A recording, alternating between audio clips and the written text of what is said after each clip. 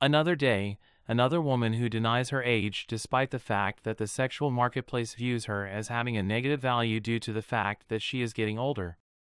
Searching for one of those respectable black men, I constantly overhear people discussing this topic. You are required to have a six-figure annual income, as well as 7 bedrooms in your home, 3 cars, and no children. Additionally, you are required to be employed.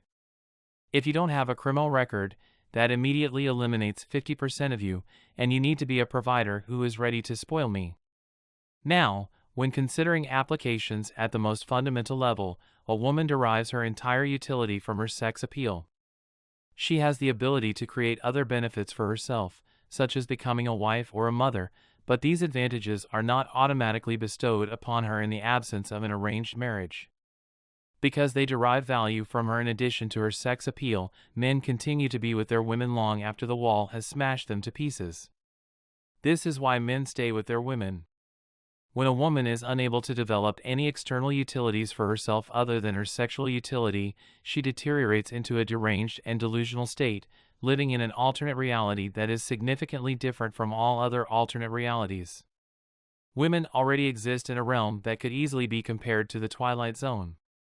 This type of woman, a leftover and worthless woman, is aware of her value on some level, and it shows in the pure, venomous hatred she has for young and attractive women as well as the hatred she has for companionship.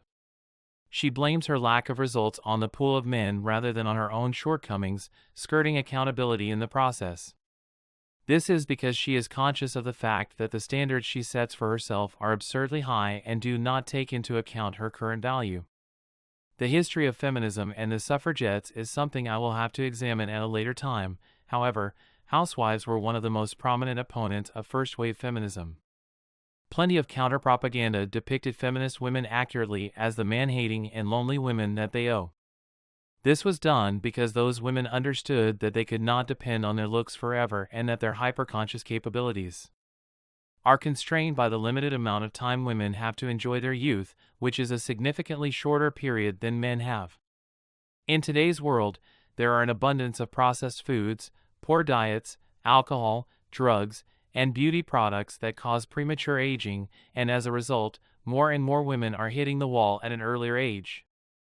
This, in turn, has contributed to the perpetuation of the fallacy that is inherent in female nature. This divides the women living post-wall into 2 distinct age groups, the young and the old.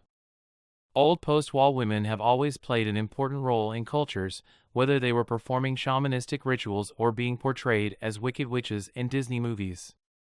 The premature aging of reproductive women is analogous to a traditional tragedy, with the exception that these women brought it upon themselves. When a young woman's hypergamous instincts run into a brick wall during her formative years, they have very little time to adjust. She is led to believe that she has more time than she actually does because girls are typically instructed that it is acceptable for them to indulge in the pleasures of the cockroachal and then settle down at a later time. Her strategy entails participating in a series of uninvolved sexual encounters, having a few boyfriends, and then, when she begins to become aware of the physical wear and tear that being with so many men and abusing so many substances has caused to her body, she will look for a husband while she still possesses some of her attractive features and will do so before she completely lets herself go. This timeline is turned upside down when she hits the wall in the cockroach phase with no serious prospects in sight because she wasn't even considering looking for any at that point. This occurs after she has successfully completed the transaction. She becomes desperate for attention from any man as she stops receiving it from the standard of men she had become accustomed to receiving it from. Despite the fact that she is still just as picky as she was prior to hitting the wall, she will pair up with a man that she considers beneath her and resent him for her inability to fulfill her hypergamous instincts. The real damage is caused when people continue to engage in behaviors that cause them to hit walls. Her anxiety will force her to take medication if she is unable to find someone who lives up to her idea of a subpar man. Depression and the feeling of being passed around like a football on game day can lead to binge eating. If she did pair up, and if that relationship eventually ended because of her resentment of the man, then not only would she have wasted all of that time in the failed relationship, but she would also engage in the behaviors of the women who did not pair up. Both of these scenarios result in the post-war land whales being used up, which has led to the majority of millennial women being land whales. Put all of that out of your mind, gentlemen.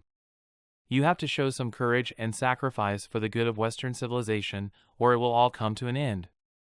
When I give it some more thought, I realize that there are plenty of soy boys who are ready and willing to jump on these beached whales. Now that there are such a limited number of attractive women to choose from, what the hell are men who have standards supposed to do now that there is less of a pool to choose from? Participate in MGTOW in any capacity that works for you. Be a monk, have some one-night stands, or engage in some casual dating. Do not under any circumstances attach yourself to a ship that is in the process of sinking. Do not get married to these women because they are headed straight into the wall. Let's get out of the car and stretch our legs. Everything is going to turn out wonderfully even without me. All right, buddy. I hope you succeed.